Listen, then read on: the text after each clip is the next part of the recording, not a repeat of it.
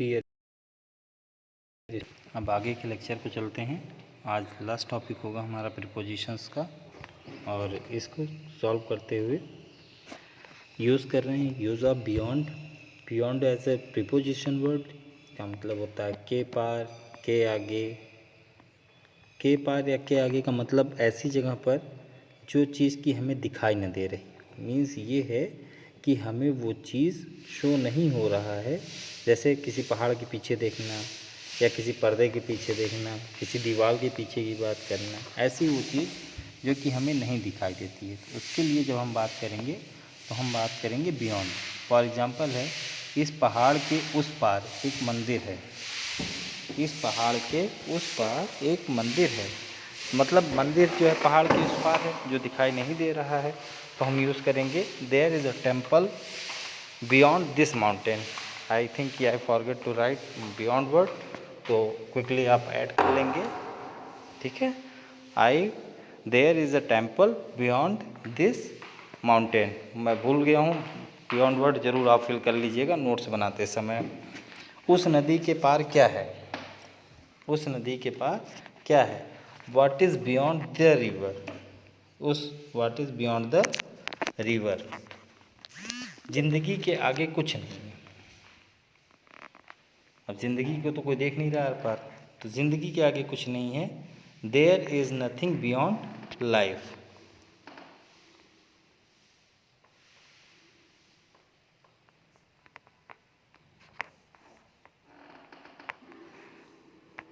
There is nothing beyond life. हमारी सोच के परे भी चीज़ें हैं। मतलब जब भी कोई बात होती है हम लोग जनरली यूज़ करते हैं कि यार ये हमारी सोच के परे है। तो जब भी हमें कहना है हमारी सोच के परे भी चीज़ें हैं, तो मतलब हम उसके भी बात की कर रहे हैं कि उसके पीछे की बात कर रहे हैं, वैसे भी हम नहीं देख सकते। तो there are things beyond our imagination. There are things beyond our imagination. इसके पार एक जंगल था। There was a forest beyond it. प्यार के आगे कुछ नहीं। There is nothing beyond love. General words हैं, सेंटेंसेस हैं जिनको कि आप यूज़ करते हैं। मैं बार बार कहूँगा इन सेंटेंस को आप यूज़ भी कीजिएगा, ओनली प्रीपोजिशंस तक मत सीमित रहिएगा, क्योंकि सेंटेंसेस सोच के लिख रहा हूँ। एक्रॉस, के पार। अब एक वर्ड बियॉन्ड था, के पार था, वहाँ की बात हो रही थी जब हम किसी चीज़ के पीछे की बात कर रहे थे जिसको हम नहीं देख सकते थे। लेकिन एक्रॉस इसका भी मतलब पार है, लेकिन ये कब होगा? जब किसी वस्तु या स्थान के पार की बात करें, किसी वस्तु के पार या स्थान के पार। फॉर एग्जांपल, मैं तैर के नदी पार कर सकता हूँ।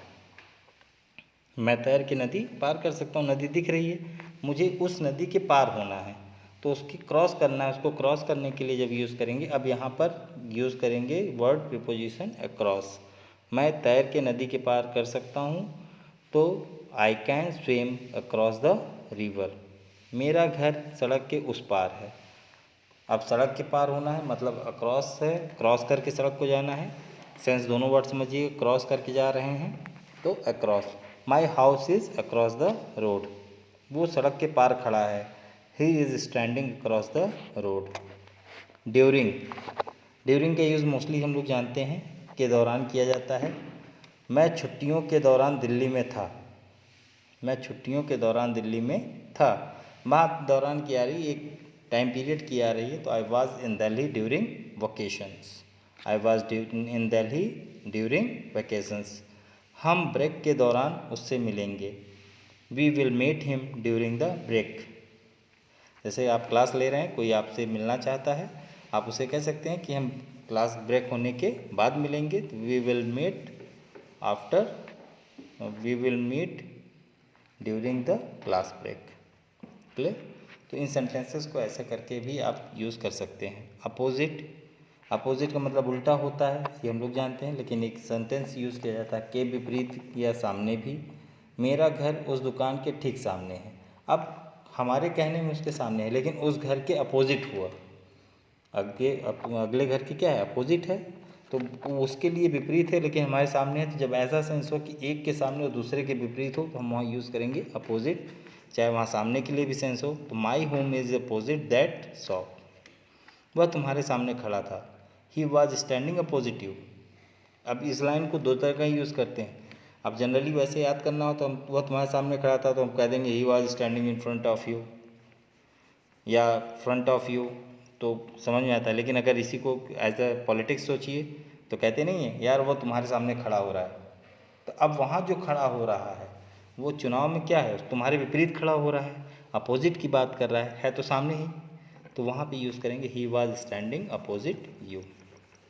वह आपके कहने का उल्टा करता है। अब यहाँ सीधे सीधे उल्टा है तो अपोजिट आएगा, he does opposite of what you से। इस सेंटेंस को ध्यान रखिएगा, he does opposite what you से, जो भी आप कहते हैं उसका उल्टा करता है। ये सेंटेंस हम लोग कई जगह यूज़ करते हैं, और अगर इसको हिंदी की जगह अगर हम लोग इंग्लिश में कहना शुरू कर दें तो हमारा कम्युनिकेशन भी स्ट्रांग होता है। उसकी सोच मेरी सोच के विपरीत है, his thinking is opposite of mind कह सकते हैं, डायरेक्ट माइंड भी कह सकते हैं, his thinking is opposite mind.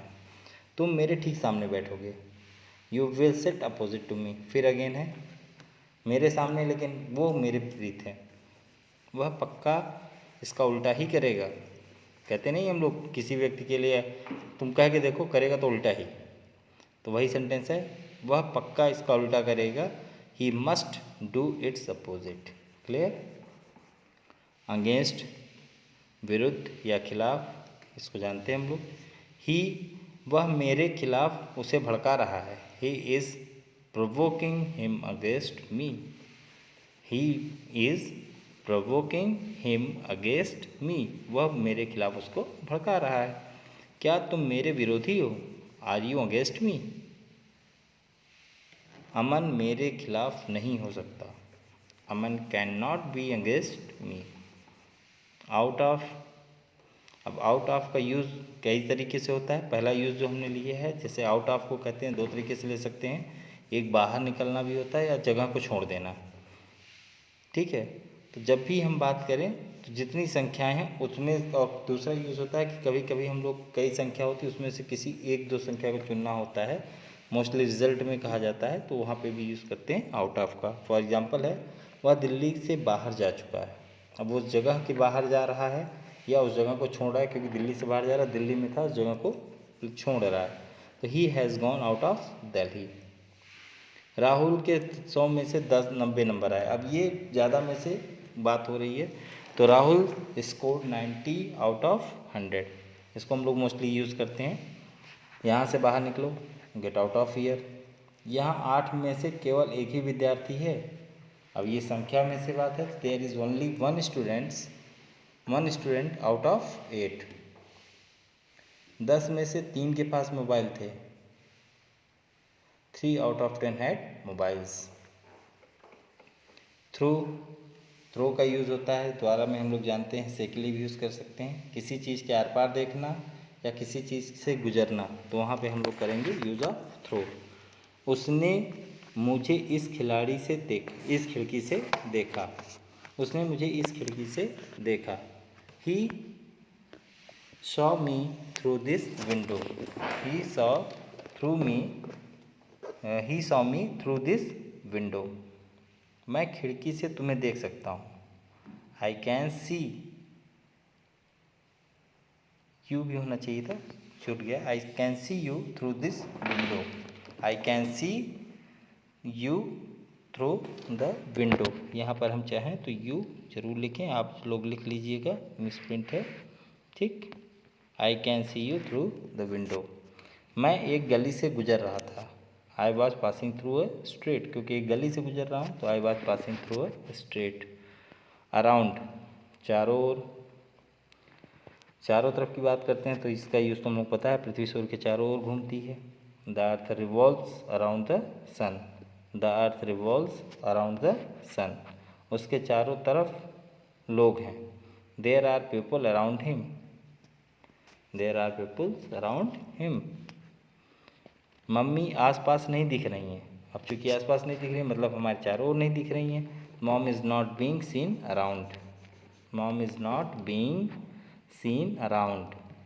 तुम आसपास ही रहना, मुझे तुम्हारी ज़रूरत पड़ सकती है। मोस्टली प्रोग्राम्स में या कहीं ऐसा कुछ होता है, जब भी हमें किसी को, तो भैया तुम रहो लेकिन आसपास रहना, मैं तुम्हें देखता रहूँगा, तुम्हारी ज़रूरत हमको पड़ सकती है।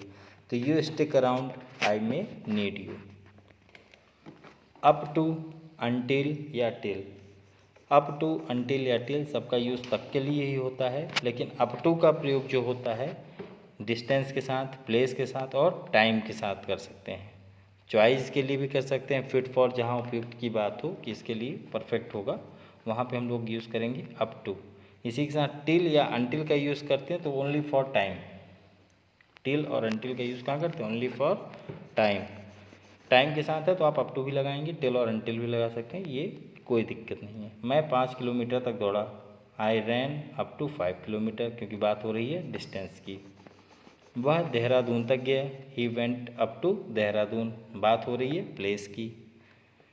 उसने 3 बजे तक टीवी देखा, अब टाइम की बात है। He watch TV up to 3 PM, अब 3 AM भी कर सकते हैं, 3 PM भी कर सकते हैं, लेकिन 3 AM तक नहीं कहूँगा क्योंकि नाइट हो जाता है, मिड नाइट है, अच्छी बात नहीं है, 3 PM सही है। मैं 2009 तक वहाँ था।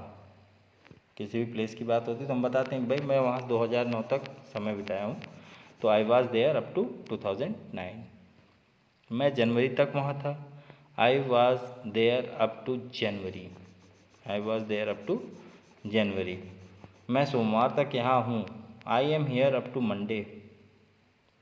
ये आप पर निर्भर है कि आप जाइए या नहीं, इट्स अप टू यू, अब आप पर निर्भर है तो it's up to you whether you go और नॉट। इस सेंटेंस को भी मोस्टली हम लोग बोलते हैं, तो यूज़ करें।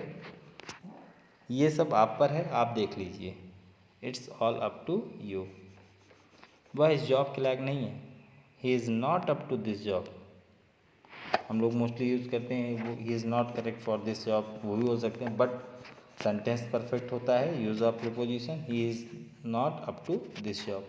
उसका प्रदर्शन आपकी उम्मीद के मुताबिक नहीं है, his performance is not up to your expectations, his performance is not up to your एक्सेप्टेशंस।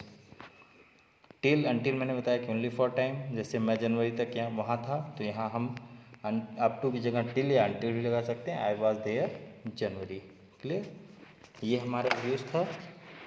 इसके बाद हम लोग अब प्रीपोजिशंस को कंप्लीट कर चुके हैं। मैं एक्सरसाइज भी देने के लिए कोशिश करूँगा कि आपके ग्रुप पर भेज दूँगा, वीडियो के थ्रू तो नहीं बना के भेज पाऊँगा, और एक्सरसाइज भी पहुँचेगी। पिछली एक्सरसाइज भी अभी 1-2 लोगों ने ही भेजा है, मैं चेक करके इसीलिए नहीं दिया हूँ कि चेक करके दे दूँगा तो लोग उसका कॉपी करेंगे, तो अनदर नहीं है। बाकी ये सभी लोग कंप्लीट करें, क्योंकि घर पे रह कर के हम क्लास कर रहे हैं, क्लास ले रहे हैं, नोट्स बनाते रहें, किसी भी प्रकार के भ्रम में न रहें कि हम प्रमोट होंगे, क्योंकि सिचुएशन नॉर्मल होना ज़रूरी है और नॉर्मल होते ही पेपर हो ये भी ज़रूरी है। क्लासेस चल रही हैं, इसका आप लोग ध्यान रखिएगा। क्लियर?